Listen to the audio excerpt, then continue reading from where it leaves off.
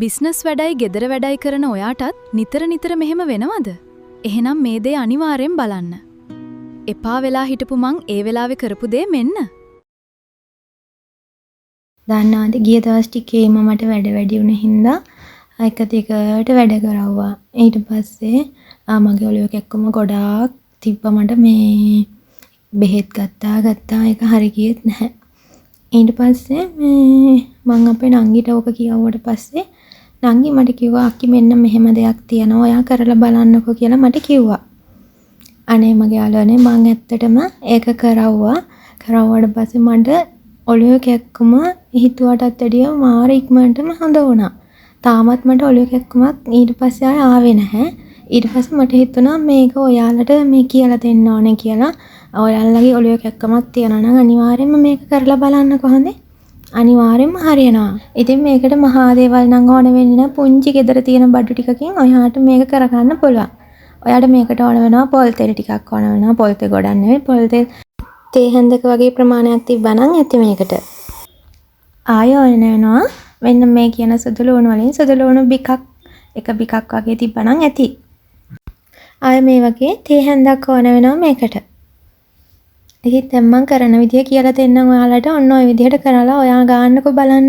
අනිවාර්යෙන් ඔයාගේ ඔළුව කැක්කම හොඳ වෙනවා. ආය ඕන වෙනවා උළු හාලට ස්වල්පයක් ඕන වෙනවා මේකට. ඉතින් මේ විදිහට හැන්දක් අරගෙන ඒකට තෙල් ටිකක් දාගත්තා. මෙන්න මේ වගේ ප්‍රමාණයක් දාගෙන ඒකට අර සුදු ලුණු ගෙඩිය හොඳට තලලා ඒකත් මේ විදිහට දාලා මෙන්න මේ උළු හාලට දෙක තුනත් ඒකටම දාලා මොකක්ද කරන්නට ඕනේ? මෙන්න මේ විදිහට රත් කරන්න තමයි ඕනේ. ඉතින් පරිස්සමට රත් කරගන්න අත පුච්ච ගන්න නැති වෙන්න ඕක රත් කරන්නට ඕනේ. අන්නහම ටිකක් වෙලා රත් කරද්දි මේකේ මේ බුබුලු වගේ එනවනේ. ඒ බුබුලු එනකොට ඔයාට සුවඳකුත් එයි මේකේ. අන්න ඒ වෙලාවට ලිප ඔෆ් කරගන්න. ලිප ඔෆ් කරගෙන දැන් පේනවනේ නේද? ඔයාලට ඔන්න ඔය විදිහට බුබුලු එනවා. අන්නහම බුබුලු ටික ඇවිල්ලා මේක හොඳට රත් වුණාට පස්සේ ටක් ගාලා ලිප ඔෆ් කරගෙන මේක චුට්ටක් නිවෙන්න තියන්න. නිවෙන්න තියලා ඉවර වෙලා ඔයා මේක ඔළුවේ හොඳට ගන්න. බලන්නක ඊට පස්සේ ඔයාගේ ඔළුව කැක්කම හොඳටම හොඳ වෙනවා.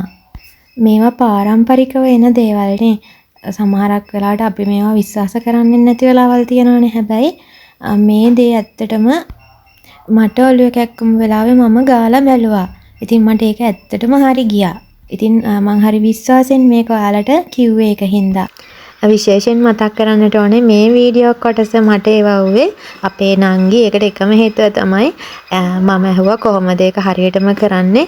මට ඔයා ඒක වීඩියෝ එකකින් එවනවද කියලා ඇහුවා. ඊට පස්සේ අනේ යා මට කරලා මෙවුවා මෙන්න මේ විදිහට කරන්න අකි කියලා.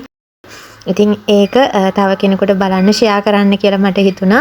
මොකද තව කාට හරි වැදගත් වෙයිනේ. ඉතින් මේක කියලා දුන්න නංගිට ගොඩාක් ස්තුතියි මගේ නංගි. එහෙනම් යාළුවනේ අදට ගිහින් එන්නම් ඔයාලා හැමෝටම සුබ දවසක් පරිස්සමින් සතුටින් ඉන්න ආදරෙයි.